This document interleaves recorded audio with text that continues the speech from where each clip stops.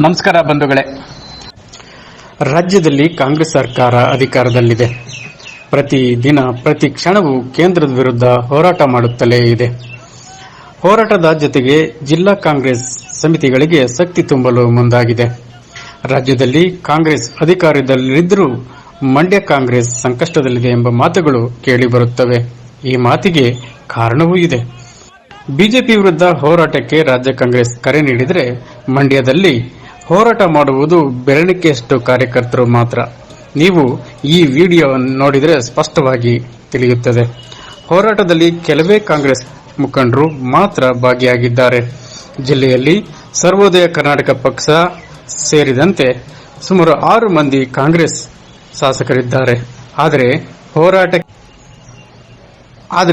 ಹೋರಾಟಕ್ಕೆ ಮಾತ್ರ 40 ರಿಂದ 50 ಮಂದಿ ಅಷ್ಟೇ ಭಾಗವಹಿಸುತ್ತಾರೆ.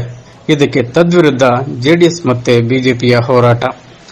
ಕಾಂಗ್ರೆಸ್ ವಿರುದ್ಧ ಹೋರಾಟಕ್ಕೆ ಕರೆ ನೀಡಿದರೆ 106 ಮಂದಿ ಕಾರ್ಯಕರ್ತರು ಬಂದು ಸೇರುತ್ತಾರೆ.